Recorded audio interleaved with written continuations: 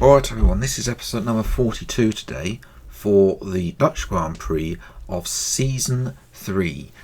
If you missed the previous episode at Belgium, I recommend going and check the one out before seeing this one, because, well, we extended our championship lead to a whopping 45 points over our teammate Carlos Sainz. You know, I mean, the nearest non-Ferrari driver, Sergio Perez, is 110 points behind. This is Max Verstappen levels of domination. But we come to a bogey circuit. And first up, ultimate engine power upgrade. I mean, we've come to the top anyway because Red Bull and other teams have decided they don't want to upgrade as fast as we have. And that would be quite a nice fitting. It should hopefully come in for the Italian Grand Prix. We don't really need it in time for Zandvoort. Zandvoort isn't that type of track. Especially the fact that the first half of the Dutch Grand Prix is going to be wet. We've obviously had a lot of dry to wet races in previously, but it's been a while since we had a wet to dry one. So that's going to be interesting to see how long the rain period lasts for. But we can see that our upgrade path has kept us clear of the rest of the grid. Haas and Aston Martin are now the chasing pack. A big upgrade from Aston Martin in the past couple of races brought them back into contention, but on track they haven't been performing so well lately. McLaren are also there, and it's been Red Bull and Mercedes, although they're lacking on the graph, and even Alpine there as well. As we move to qualifying then for a track that I've never really done one. I got lucky once in 2020. That's the sole victory that I've actually taken at this track on all the years we've been racing here. And okay, here's an update. We've got a leak in the hydraulic system, so it's going to be a few minutes before we can get you back out on track, I'm afraid. So yes, braking fault. See here, my pace is dreadful. We're down in P10, and to make matters worse, our teammate decides we want to go racing in qualifying. What are you doing, Carlos? He's ruined his lap now, as well. We squeeze him into the wall. We try not to do so much of a Schumacher, but still. Obviously you want to take that racing line, and there was a bit of contact there between us, as we're not this is not being the best of relationships with the teammate as well. But anyway, we're going to try and soldier on, try and get as much out of this lap as we can. It's not the end of the world. We know how fast OP this Ferrari is. Although the middle sector, this sequence of corners is probably some of the most horrible state of corners that there is on the F1 calendar. They're just bland and terrible, and there's never going to be any overtaking at those very little overtaking, I should say, at those corners. Everything is possible in the F1 game, of course, but definitely in real life, it's unlikely to see that thing. As we move into the final sector, then, we're actually gained a little bit over our previous best time there, up 0.2 up on our previous best time. We've got plenty of ERS left as well. We're going to come up to the line, and it's 108.3, which is good enough for P7. So, it could have been worse. It could have been a lot better. Sainz would probably be in the 1 minute 5s if he had actually not tried to race me. We've been out qualified by Leclerc, so Alfa Romeo have got starting to show some good pace. Lawson, he's not as quick as Leclerc, but he is getting to grips with it, and he scored those points obviously for Alfa, and obviously Leclerc has scored since. Aston Sonoda having another shocker down in 14th. So we'll see what we can do from 7th place on the grid. It's time for the race, the Dutch Grand Prix. For years, the people of Zandvoort fondly recalled the Grand Prix they used to hold. And then came along Max Verstappen. Across Europe, the Orange Army sold seats and seats and seats. And now they have their own Grand Prix. It is time for race day in the Netherlands.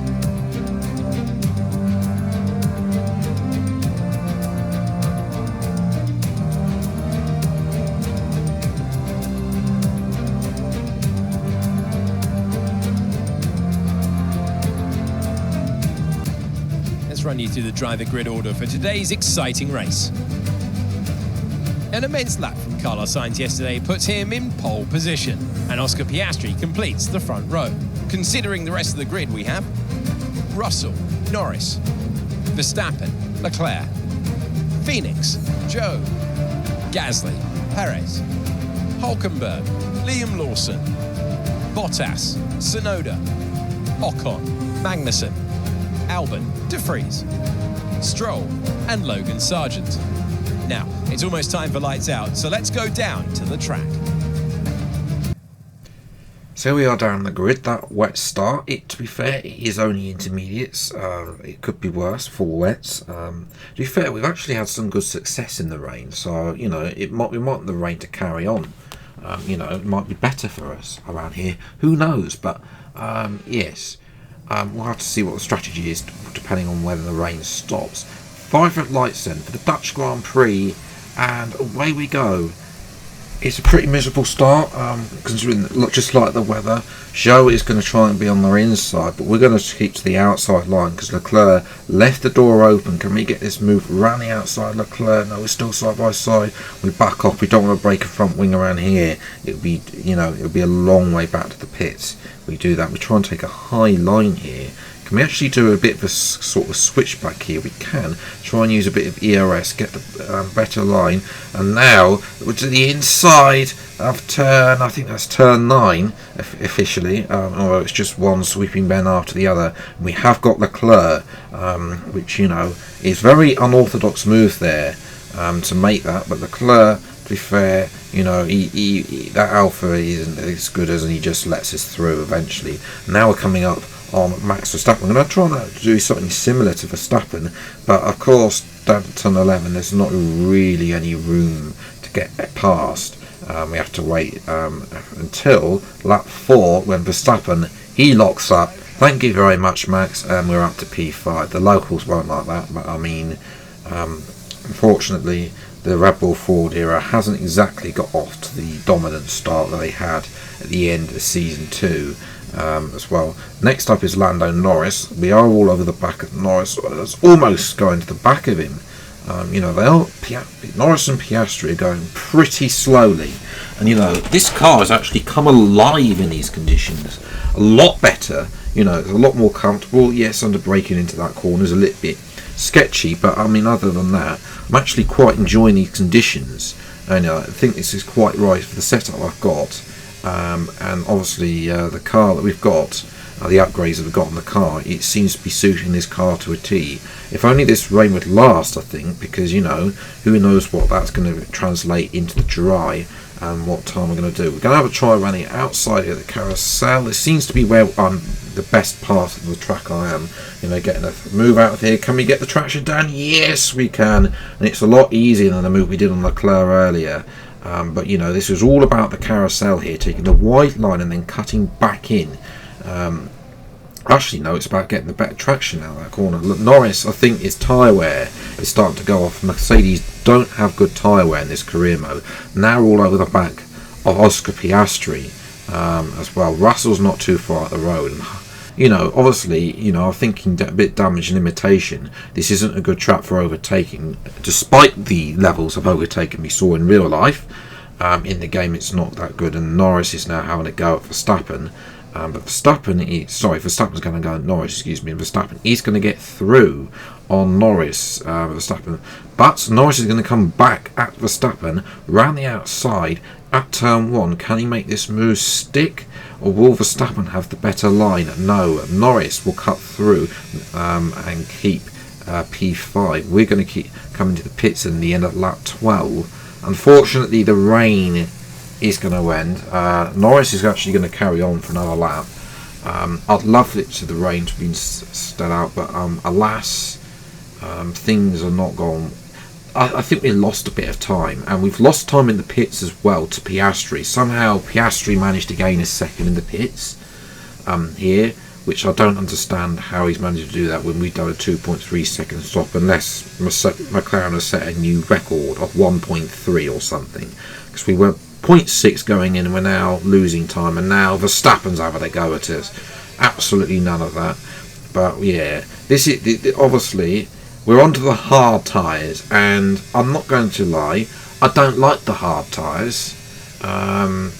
Yeah, I think that they are it's a terrible tyre, unlike in real life where it seems to be the best tyre, and also for Arab in his My Team career mode, where it seems to be a brilliant tyre for him. For me, in my career modes, it's not that great. There was a bit of contact here, I think. Was there contact here between Verstappen? Did you get a replay? No, Verstappen couldn't decide which way he was going to go. Just had to back off in the end. And that, we're watching Nico Hülkenberg. He's going down the main straight, not really doing much. And Nico's woeful season continues as his engine is given up anyway. As well, now Norris is having a go at Verstappen. Verstappen jumped Norris earlier, got past Norris earlier, obviously, and now Lando unable to get past, but obviously if those two get distracted, we're able to move past, as well as continuing lap 21. There's a red flag! What on earth has happened? The red flag, it's Esteban Ocon, who's more than one crash this season. He's had a Spinala, and then he's been driven into by Tsunoda. So that is make complete and utter mess at turn 1. And interestingly, this red flag delay is going to give us, well, it's either softs or mediums. And I'm going to go softs. It might be a bit of a risk with high tow out at the end, but you can see that rain is coming. So potentially could come or not. You never know with the F1 game. And that was definitely not in the original forecast for it to come back. I mean, it looks sunny right now. 13 laps left, 5 lights are out, and away we go. And it's a good start. Get better than Piastri. Can we get Russell round the outside? Round the outside of turn 1. Give us onto the racing line. Russell's still there. We're going to go side by side into the next corner again round the outside. We'll be able to cut.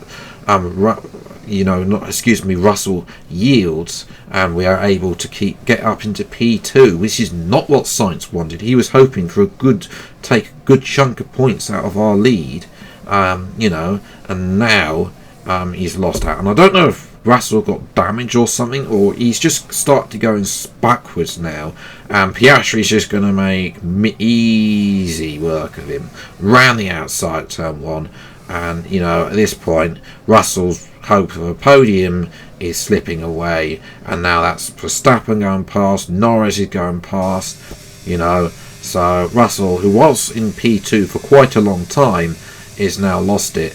We cannot match Sainz. I have no pace compared. Sainz is just he's in another postcode. He's already taken the lead at Italy. He's that far ahead. As well, Piastri is having a go as he's been making a movement, which is improvement for Oscar, because what happened with Piastri recently is he gets into a position where he's near the podium and he doesn't actually convert it into a podium. He just gets overtaken, and it's been a flaw, as that's Russell being overtaken by Zhou and Bottas. As well, so even the second McLaren at Bottas, the two Alphas are coming for Russell, so Russell is going to slip out the points here. Meanwhile, up the road, Verstappen, he's coming for his teammate Perez. Perez was behind both Norris and Verstappen, but Perez got in front of him. He couldn't get to it there, but now he's going to have a go here. Perez got in front, and finally Verstappen is in front. And can Verstappen chase Piastri down and get the podium? No, is the answer to that question. Sainz is, as I say, he's won the Italian Grand Prix as well at this rate. Just no stopping him whatsoever. Our tyres are also in the 30s, so they're not great. Piastri's going to go out to the line. I hope that, no, just had enough there. 3 cars separated by 2/10.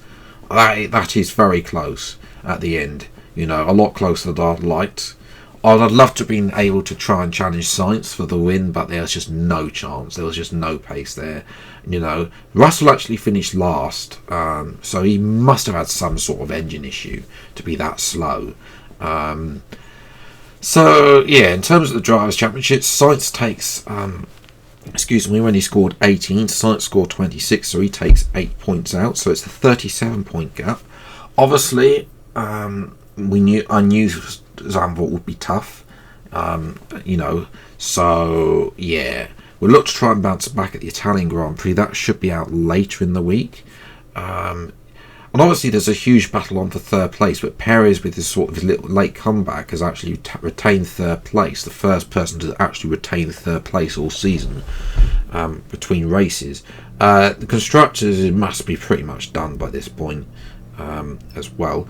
Our rivalry, we lost out to Sainz, so that's a lot closer than the championship, and it's 12 all in that little rivalry that we're having with Carlos at this moment in time. But I think that, it could have been a lot worse. It could have been P4.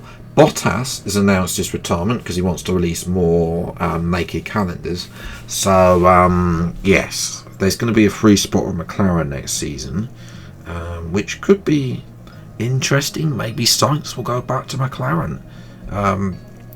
Who knows? I mean, they've just gained Estrella Galicia in real life, by the way, which used to be a Sainz sponsor as well. So, we'll have to wait and see what happens with that.